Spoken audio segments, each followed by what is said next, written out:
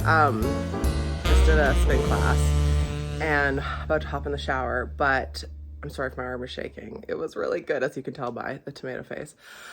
The instructor said something that really resonated with me, and I wanted to share with you in case it helps you. Reward yourself, pat yourself on the back, self high five, as we talk about all the time, for the invisible work you do that nobody sees. The invisible work that it takes for you to get up in the morning, get your kids to school, for you to go to work, to have that tough meeting, for you to make a meal instead of ordering food delivered, for you to keep a tidy home, for you to, from small things to had to get to a workout in your own basement like me, which doesn't always feel small, to the big things like quitting your job and going back to school. We celebrate those big things, which we should. Don't worry, I'm already planning my own graduation party. But take a second to give yourself credit for the invisible work that nobody sees, that nobody's gonna applaud. For me, it's all the things around the house that just keep it running smoothly, or going to work out in my basement every day. That's work. And nobody else cares if I work out every day, but I do, and it's invisible, So tell me down below, what is some invisible work? And I will celebrate it with you, because that really resonates with me. The stuff we do, it's that grind, sometimes it feels like freaking Groundhog Day. Get up, do this, have breakfast, go to school, come back, go to work, blah, blah, all those little individual steps, meditating, reading a book, getting off social media, deleting some negative social media accounts, whatever those things are, celebrate and maybe think back to all that invisible work you did this year. I'm not expecting anyone else to give me credit for that, but it is up to me to give myself credit for that. And it's up to you too. Okay, I'm gonna go shower. Let me know if that resonates. It's already dark outside because it is a cool 4:13 p.m. And I am just starting to vlog now. Actually, I did film a tiny bit today. Thomas and my mom and I baked mince tarts, or mince pies, whatever you want to call them, a very British traditional Christmas treat. So I'll cut to a little footage of that.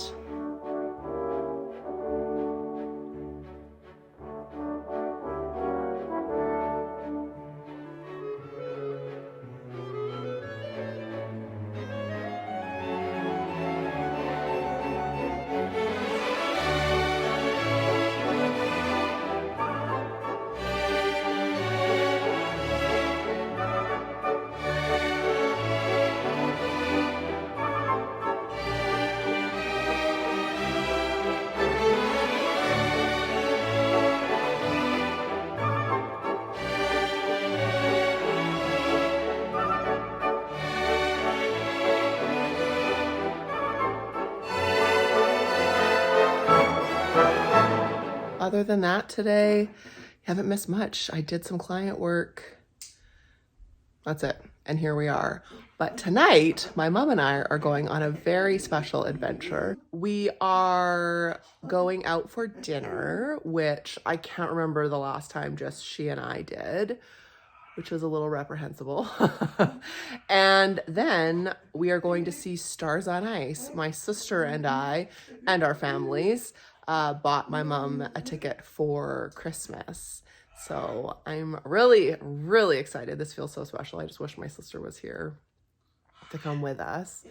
But yeah, it's all your favorite figure skaters. I'm assuming Christmassy things will happen. Maybe. I have no idea. I guess it's not Holiday on Ice. But anyway, I'm so excited. I need to do more stuff like this with my mom. A few days ago, she came over and we played Mexican Train for a couple hours. And it was so fun. I was like, we need to do this more often. Why don't we? Well, school gets in the way. But I need to make more of an effort. Anyway, I'm excited for that. I will have my phone with, so hopefully I'll remember to show you some of it. This guy's having a great day. Thomas.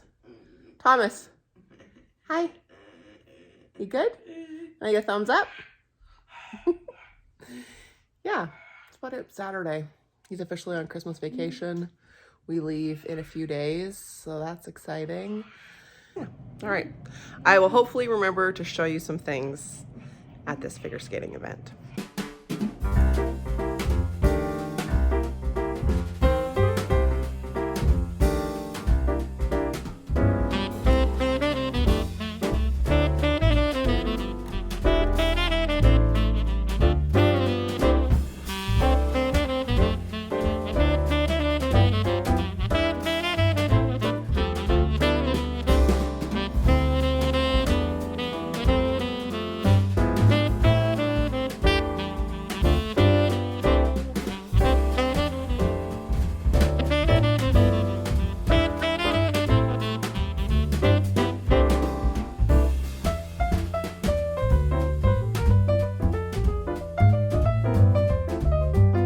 Actually a couple days later after finishing up with Stars on Ice with my mom, which was amazing.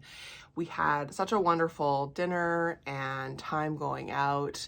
It was something I'll definitely never forget. It was very special.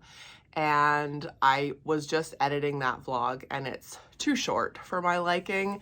So I thought I would tag on at the end of today's video my favorite books of the year. It feels really nostalgic to be sitting on the bedroom floor filming because I filmed my first video, I think first video that like went public in December of 2011. It feels very like nostalgic to be sitting here. Is that right? 2011? Yeah, because Thomas was born in 2011. Vlogmas was the first, yeah, 2012. Anyway, so I read almost 50 books this year. I'm about to start my 50th. I'm not going to go through 50 books and just ramble them off to you. I am going to just do my top 3 nonfiction and top 3 fiction. The majority of the books that I read this year were fiction. I just find going to school, I don't have a lot of bandwidth to take any extra information in, if I'm being honest. That is plenty. And so that has meant quite a few less nonfiction books. And like I mentioned, I think earlier this month when I was talking about Mel Robbins' The High Five Habit, that's the first like self-improvement book that I've read in years that was unique and helpful and different. So that's definitely on my list of top books of 2022. It amplifies what I was talking about at the beginning of this video about really taking time to celebrate those invisible wins and all the small things. The High Five Habit talks about, with science and research backing it, how important it is to really celebrate yourself and then what that can mean, specifically what that looks like, mantras, what that can look like, how you can add it into your day. It's not as simple as just high-fiving the mirror, but it definitely is, that is part of it. And I do it every time I remember, at least once a day. And some of the mantras that I learned in that book. And then as I was telling you earlier this month, I have been really enjoying her journal. Yeah, so that was great. If you're not following Mel Robbins on Instagram, she's pretty fantastic. She's pretty, I swear she just says stuff that like she's saying it directly to me and it's exactly what I needed to hear that day. Another book that I really enjoyed this year in the nonfiction category was by Tunde Oyeneyin, and it's called Speak. She is a Peloton instructor, and she has had quite the life. She's suffered the loss of both of her parents and one of her siblings, and she's just has such an incredible spirit and message and outlook on life, and how she has navigated her grief and her setbacks and her very non-traditional way into what she does now. And there's no question why it was a New York Times bestseller or one of the top books, I think, this year on Amazon as well. Even if you don't exercise, like, that is besides the point. She's very eloquent and inspiring, yet funny. I will probably reread that one at least once, if not 2 more times. And then a light one that I loved was Livewire by Kelly Ripa. I grew up watching Regis and Kathy Lee. Like, your girl used to record it on a VHS when she was in elementary school, come home and watch it. I feel like that was my first studying to do morning radio, which is hilarious. And then, you know, when it changed to Regis and Kelly, I watched that so much, especially when I was on mat leave. I don't watch it anymore with Seacrest, but I was fascinated to hear her story of what it was like to work on All My Children and meeting her husband and what it was like, you know, negotiating for that show, like for Live with Regis and Kelly. And I felt a lot of kinship towards her, especially when it came to salary and mat leave and being a woman in the industry and being just a woman in general and, you know, aging and that sort of thing and being a parent. It was a fun, light read for sure. Okay, so those were my top 3 nonfiction. My top 3 fiction, I think, were tough to choose. I wish there was a way to, like, just show you. If I can just screenshot the images of all the books I've read this year, I will include them right here because that was my hip that just popped. Yep, cool. Aging. I enjoyed a lot of fiction this year. So it was tough to pick. So in no particular order, one that I have suggested to quite a few of my friends is called Recipe for a Perfect Wife by Karma Brown. And it goes back and forth between present day, I think, ish, and in the 50s or the 60s. Don't quote me on that. And this woman buys this house with her husband, and in the basement, there's a lot of things that are left, including a recipe book and like some notes and things. And so you toggle back and forth between present day and this woman making these like really weird recipes from the 50s, and then to the original owner of the home and what she went to. And there's lots of parallels in their life.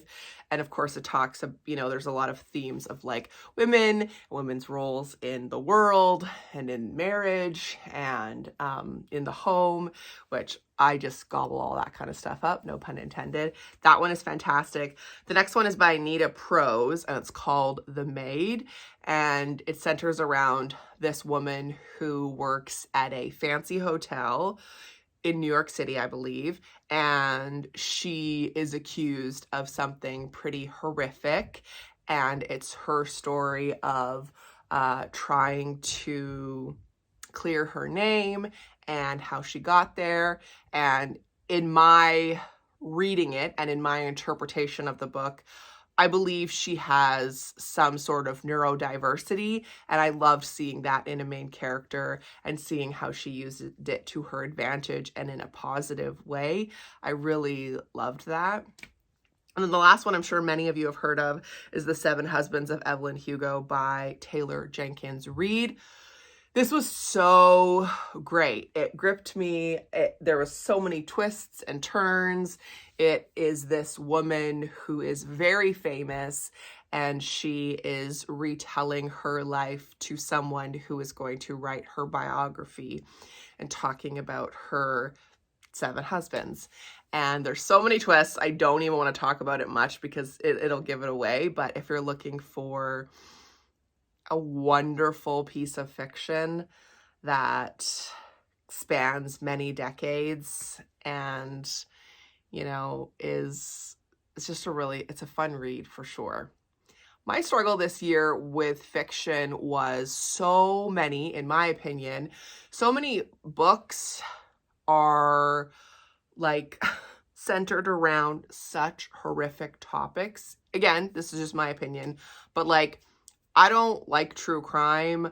I don't like what true crime stands for. I don't like that people profit off of other people's trauma. I don't like any of it. I don't understand the like fascination with it. And if that's your thing, that's fine. I just don't get it. And it also like I don't like trauma. Maybe that's it. And so I find there's so much true crime, or lots of the fiction is based on like, this person was sexually assaulted, or this person's body was found in many pieces, or like there's a killer on the loose, or like children are being snatched. Like, I don't need any of that. Like, the world is already so heavy to me that doesn't interest me. So that was a struggle, but I did find some lovely books in and out of this year.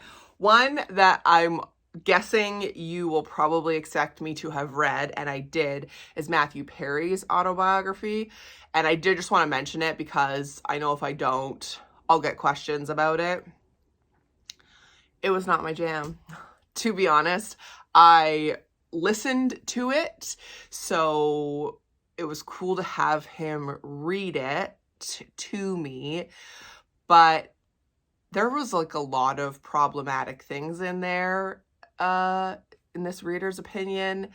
I chose to come at it as a bit of research for my future as a therapist, to really get a behind the scenes look at one specific addict and one specific story. But it was, I don't know. Have you read it? I'm not going to say don't read it. Like, you know me, you know your girl's love of Friends. I have a Friends tattoo. I love that show. I feel for him and his story, but there was some things that were just, it was tough to be empathetic towards for some things. I question kind of who edited it, because there was like repeats or it jumped all around. Anyway,